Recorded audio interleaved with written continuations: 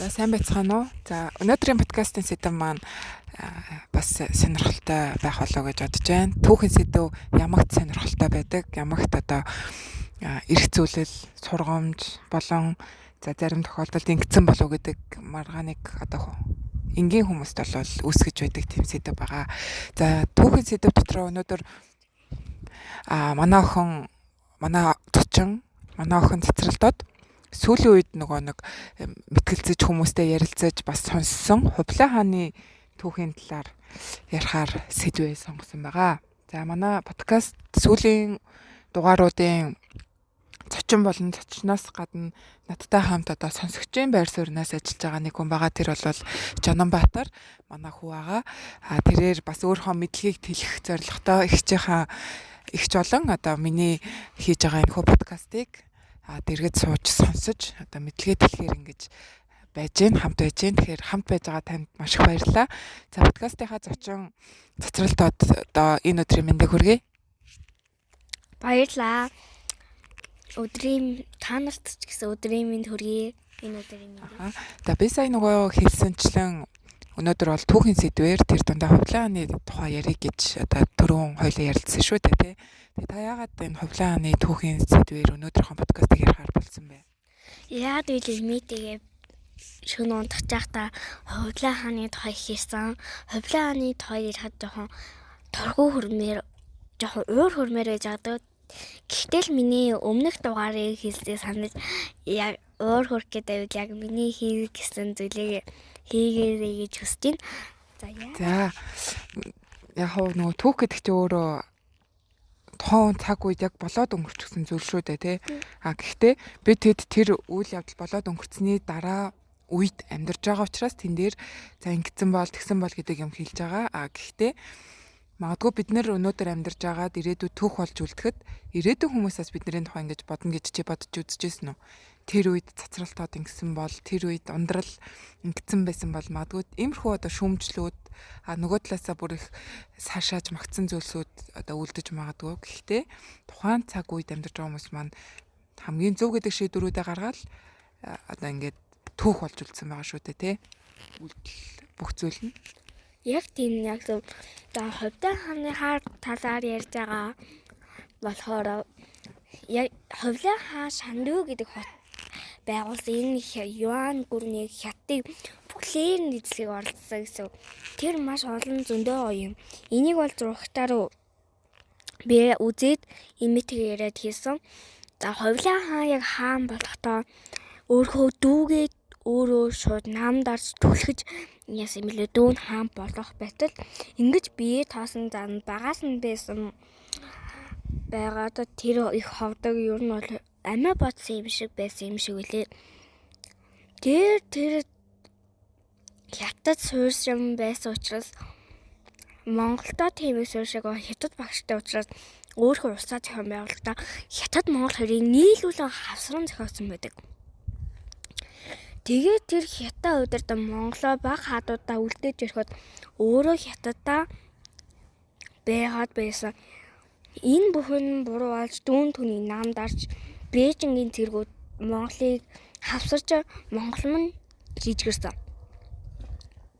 Энэ түүхийн юунаас харахад бол яг нөгөө төрсөн ах дүүсийн хоорондын асуудал яригдэж байна тий. За Хувлаа хааны тухайд бол Ихван гүрнийг байгуулсан зөв чи яг уншижсэн байна. Чи нөгөө хүүхдийн нэг ном байдаг да. Ямар хүү Хувлаа гэдэг лээ? Хүнлэг хүүд Хувлаа гэдэг шүү. Харин тий. Энд чинь ингээд түүхийг янз бүрээс нөгөө түүхийн судлаач нар үздэг л дээ. Зарим судлаач нар бол за энэ хүн ийм буруу юм хийж байгаа. Зарим түүхийн судлаач нар түүхч нар маань болохоор энэ хүн ийм зүйл одоо асуудал тулгархыг эсрэг одоо ийм үйлдэл хийжээ гэдэг юм ингээд зөвтгөх, саашаах, зарим тохиолдолд буруу шаах юм зүйлүүд гардаг.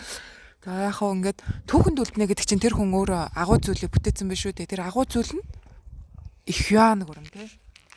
Яг зөв. Энэ яг мөн.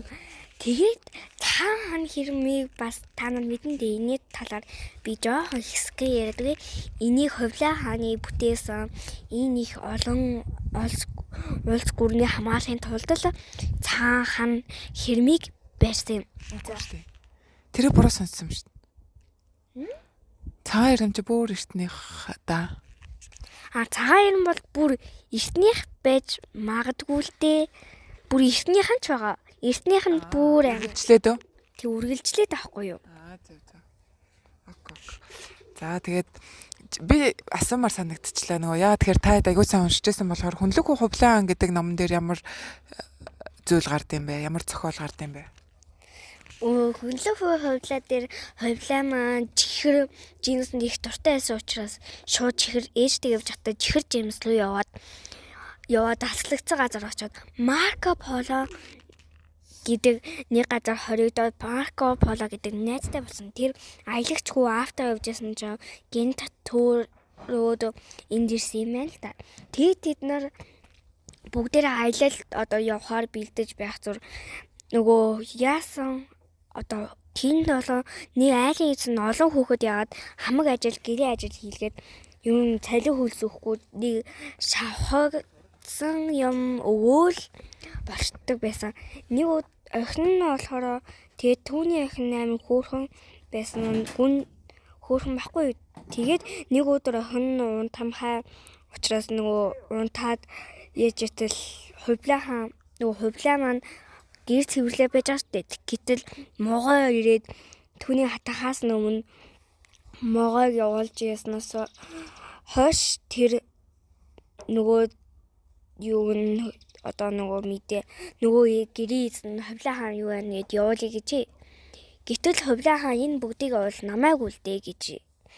Тэгээд нөгөө хүүхдүүдээ явуулсны дараа өөрөө үлдээд за энийг би өөрөө ээжнээс нь өвлөгдөө ясан зүйлтэй нөгөөдөгөө за одоо ингэ намайг судлаад яваа гэд өөрөө судлагдсан. Ингэж хувлаа хүү гэртээ хараад их улсын эзэн хаан болоод яхад Марко Полоны эзэн аялагч хിവэр үлдэж хувлаа хааны бүтээсэн Шандуй юан гэд бүх ордонд нь очиж үзсэн. Тэгээд Марко Поло өөрөө дэвтэр хөтэлдэг байсан учраас тэмдэглэлийн дэвтэр хөтэлдэг байсан учраас ямар гоё болохыг дүрсэл тэгснээр одоогийн түүхэнд хувлаа хааны цамхаг Шандуй ямар байсан гэдгийг одоо юу нь олж тогтоодсон байгаа. Зөв. Ихван гүрнийг байгуулсан. За ихван гүрэн гэдэгт бол чи түрүүн подкастыг хөндлөжсэн. Хятад улсыг тэр чигээр нь багтаасан гэд тэ. За тэгээ Монголынхон болон энэ маш том гүрнийг байгуулсан байх шүү дээ. За чи түүхийг цаашид нэлээд сайн гоё судлаарай. Тэ? Хувлааны тухай амар том ном байгаа шүү дээ үүд нь. Тэр намайг аваад одоо уншиж болох юм байна гэж би бас зөвлөе. За тэгэнгүүт түүхэнд үлдсэн хүний одоо уул мөр болгоны ингээд тэмдэглэн авч үлдээж тэрний сайн аль болох юм бүхнээс одоо сайхан талуудыг харж сургамжийг авч тэ. За алдаа дутагдaltaа гэж бодож исэн бол магадгүй дотроо л бодож өөрөө тэр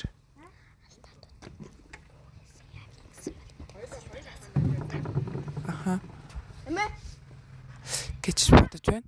За чи одоо нөгөө нэгэн одоогийн төвшин чиний ойлгож байгаа ингээд түүхээс ойлгож байгаа түүхэн энэ хүний тухай одоо сурч уншиж мэдсэн зүйлээ ярьж байгаа учраас одоо юу ярил хүүхдүүдэд юу аль одоо түүхийг яриул сонирхолтой гэж бодож байна чи яриа. За хувлаа хааны одоо яасан гэж хэлсэн шүү дээ.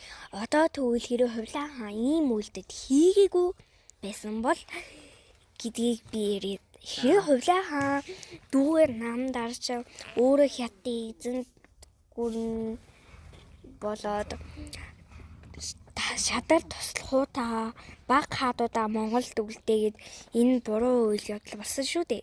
Одоо тэгвэл ингэ хэдүүлээ тэгээ бас хувлаа хаан хамаг алт эрдэнэсээ хятад руу зөөсөн байсан шүү. Одоо харин хувлаа хаан Монголдо байгаад хятадын хоёрыг илүү жижигрүүлээд Монголоо илүү том болгосон байна. Одоогийн бол илүү жуулчдад илүү их хэрэгтэй. Магадгүй бүх юм гоё хамаагүй гоё Монгол гэрээ дээлсэн олон хөдөө нутаг таалны нутаг нь их байх гэж байсан. Тэгээ манай Монгол улам их хөгжсөн байх. Хувлаа хаан ингэж өгсөн одоо дүүдээ яаж өгсөн учраас л манай Монголын жижиг хадууд тайлан том хаад болохын гэж шийдсээр агаад жижигэрсэн. Хоорондоо ингэж арцалцаар байгаа дөө. тий арцалдаан бол харин муу зүйл гэдгийг илтгэж байна. Хэрэв Хувлаа хаан ингээгүйс бол манай Монгол хэлийг гоё ярих байсан гэж хэллээ. Хувлаа хаан яагаад ийм шийдвэр гаргасан бэ гэвэл өөрөө хятад өсөөд торноод тэр хятадын багштай учраас л хятад яасан. Тэгээ Хувлаа хааны зарим эзэс ер нь л хятад байдаг. Монголоо дээдлсэн байвал гоё доо гэж би ер нь бол шөнжөнгөө бодоод тэр унтсан. Тэрэнд л чиний их бохимдол төрсэн байна те.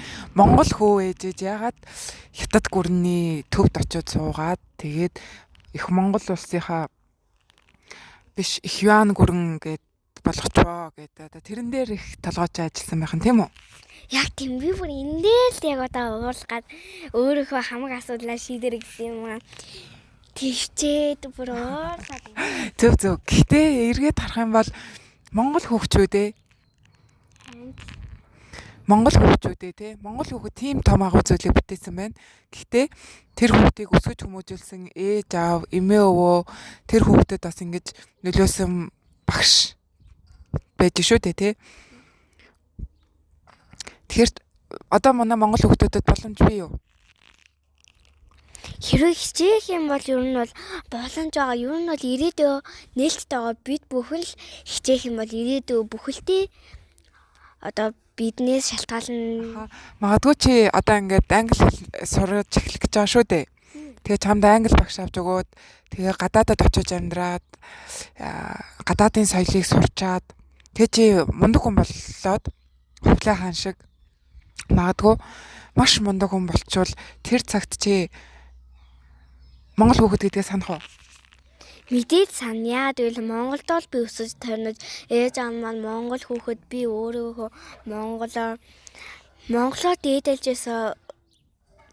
дээдэлдэг учраас ер нь бол монгол хүүхэд гэдгээ санаа. Тэгээ Монгол дээр очиж монголоо нөгөө улсаас авчирсан мэдлэгээ Монголдоо тарааж илүү хүүхдүүдийг боловсрал дэвшүүлж манай Монголыг илүү сайхан болгох гэж би хичээе. Сайн байна. Болж байна. Гэтэ Хувлаа хааны талаар хоёлаа маргаантай сайнтай бүх юм ярьлаа шүү дээ тий. Гэтэ өнөө цагт яг Монгол улс ингээд түүхийн салбарт ч гэдэг юм эсвэл олон улсад ингээд танигдж байгаа зүйлсүүдийн нэг бол ялтчгүй ингээд манай түүхэн гавьяа бүхийн мундаг хүмүүс байна шүү дээ. Чингис хаан, за Хувлаа хаан, Модон Шаниу гэд. За энэ хаадуудын маань түүхээр тэр хаадуудын бүтээсэн тэр том агуу одоо үйлсүүдээр өнөөдөр Монгол улсыг тийм дэлхийн нийтээрээ таньж мэддэг. За өнөөдөр болохоор бид нэр бас л яг хүүхэд байж агаад өсөн торноо том болоод Монгол залуучууд те бас өөрсдийнхөө мэддэг чаддаг салбарт их орныхоо нэрийг гаргаж байгаа шүү дээ те. Яг зөв. Ер нь бол тийм. Тэгэхээр ер нь бол хичээл намдаа шандаад аав ээж хөвгөнд ороод ирээдүйдээ сайн Монгол мундаг хүүхэд болоорой л гэхийг би хүсэж байна. Танаа ер нь бас нэг юм асуумаар санагдлаа л да. Танаа чи хэдэн хүүхдтэй лээ? Манай анги 47 хүүхдтэй. Одоо ингээ хараад хаад ээж нөөрхөн үеийн хүүхдүүдтэй бодоод одоо танаа үеийнхний хараа бүгдээрээ их сайн хүүхдүүд байх ширхтээд байгаа шүү дээ танаа ангийнхан. Ер нь сайн бүгдээрээ л хичээгээд байх юм бол сайн. Даанч залхуураад байх юм бол жоохон мууж байгаа хүүхдүүд байна. Гэтэ хичээх юм бол тэд нар бол толгойсотой мундаг хүүхдүүд. Бүгд мундаг болж болно те сайн болж болно. За подкастынхаа төгсгөл дахиад ээж нь чамд гоё зөвлөгөө өгье. Хувлаа хааны ном байгаа. Том ном байгаа. Түүхийг судална гэдэг чинь магадгүй бүр гүн гүнзгий зүйл байдаг байх гэж бодож. Нээж нь бол яг тийм түүх судлаач, түүхийн ухаанд одоо мэрэгшин орсонгүй 10 жил их сургуультай болон тэгэл ном зохиолоос л түүхийн мэдлэгийг бол олж авч байсан л да. Тэгээ Хувлааны талаар ч гэсэн гүн гүнзгий мэдлэг ээжд нь байхгүй. Гэхдээ тэр үеийн түүх судрыг түрүүн хэлсэн Марко Поло тий түүний бичсэн ном тохиомлыг за дээрэс нь өөр судар бичгүүдийг судлаад түүхчид маань маш гоё ном зохиолуудыг гаргасан байдаг.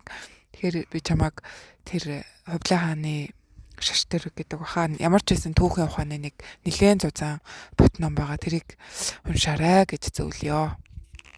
За баярлалаа. Бас нэг юм хэлээ.